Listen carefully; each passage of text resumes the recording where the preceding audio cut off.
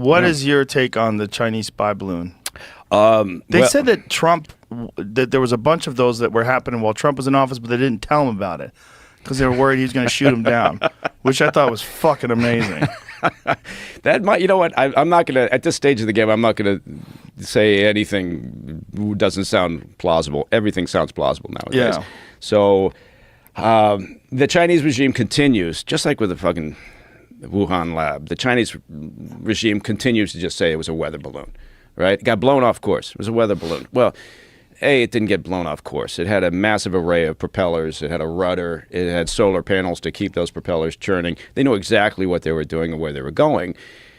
And, you know, it shows up over, whatever, Alaska on the end of January, whatever, and proceeds to travel across the country in a path that is clearly designed to, you know, collect intelligence from sensitive facilities, right? It flies over Montana.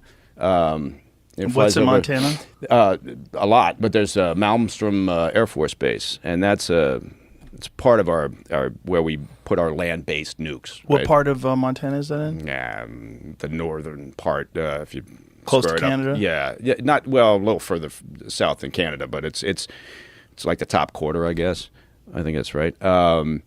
And it is 150 or so, silo-based nukes there.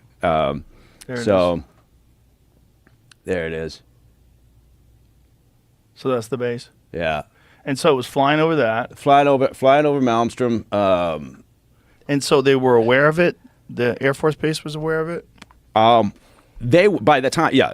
And look, it's not as if we're not, taking measures or countermeasures to prevent surveillance, because the Chinese have spy satellites, very technical, very, very advanced. So we know how to protect communications. We know how to protect, and we also know what's available, right? So satellite imagery is going to give you a fair amount of information anyway. So the question is, okay, well, why the hell was this thing, which was as tall as the Statue of Liberty, why was it floating around up there with an array of antennas, obviously there to collect? But it went over there. It went over Omaha, or near Omaha, where we've got U.S. Strategic Command and Offutt Air Force Base.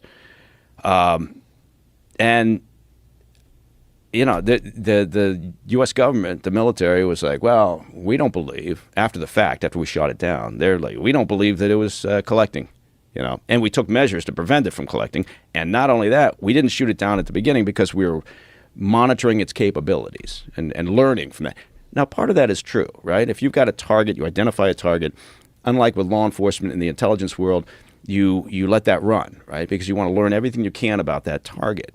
Who's there to support it? What is, what's that look like? How do they know that? Can they figure out what it's transmitting? Can they tune into it? Most of it's signals intelligence and capabilities. It's not really imagery that you're getting from it, although that's part of it. But so I have no doubt that, because everyone was saying, well, why wouldn't you just shoot the fucker down when it showed up over Alaska on the 28th of January, or when we became aware of it initially, and because we live in this highly partisan world, everybody was saying, well, because Biden's inept and they didn't know what they were doing and they let it float all the way across the states. So you can't discount the argument that says, well, part of it is we let it go because we were gathering intelligence ourselves from their capabilities. It's always interesting to know. It's just like when we, here I go disappearing down a rabbit hole, when we lost that platform, that air asset during the Abbottabad raid, right? And we had to leave it behind. And they destroyed, to the degree they could, everything that was in it of interest. But the platform itself was of interest, right? It was because the two things that are important nowadays are stealth and speed. And there was a stealth design involved there, and there's also material science that's interesting. So left it behind after they bagged bin Laden, literally, and then 3 days later, the Pakistanis had invited the Chinese to come in. And they were swarming all over that helicopter, right, gathering intelligence. So you always, if you have the opportunity to observe a target, I guess, like I said, then you do. And you can gain intelligence from. So I'm not one of those people who said, they should have shot it down immediately, because I don't know what they were getting from it. But I do know that the purpose of the balloon was to gather intelligence on us, on our sensitive facilities to some degree. So anyway, and then they sent all the remains after they recovered them off the coast of South Carolina to wherever, Quantico. And that was kind of the last we ever heard of it, right? Because we've all got attention deficit disorder. Nobody wants to, think, okay, what did we learn? Can we do a hot wash on it and figure out, and to what degree can you tell the public what the hell was going on, right? Because honestly, I don't know that we ever would have learned about it if it hadn't been so large and, members of the public hadn't seen it or spotted it. So what altitude was it hovering around at? It went, it cut a path through a couple of other bases, Minot and I forget where else it was to the south of there, but the fact that it hovered over a period of time over Malmstrom, right, is really all you need to know, right?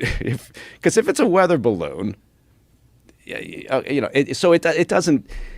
I guess one point being, we never really pushed the Chinese regime under Xi for anything, right? We haven't forced the hand on the pandemic, and we're going to have another pandemic. So it would be nice to know what the fuck actually happened, right? Not to disparage. Why do you think we're going to have another pandemic? Everybody keeps saying that. Yeah, well, because it's very disconcerting. We haven't had one in 100 years, not a legitimate one.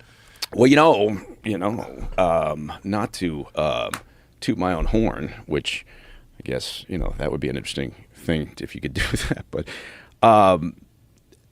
it was a few years back when we were talking, and I said, we'll have the next big thing will be a pandemic, right? Mm-hmm. And someone had pointed that out to me. I'd forgotten about it, but they sent it to me. And so my point back then and the point now is that it's bound to happen, right? We're an increasingly shrinking globe. There's more people. We're in contact. We're, with everything that goes on, right? Whether it's in a natural based or just what we're doing in biotech and pharma, it's bound to happen. And so I guess you'd think that if we were serious-minded, we would demand answers. And we wouldn't just allow the Xi regime to just shrug it off constantly, right? I mean, that there would be a massive debrief on this whole situation if it happened in the U.S. or the U.K. or, started in Australia or wherever, right? Mm-hmm. The rest of the world wouldn't let it go.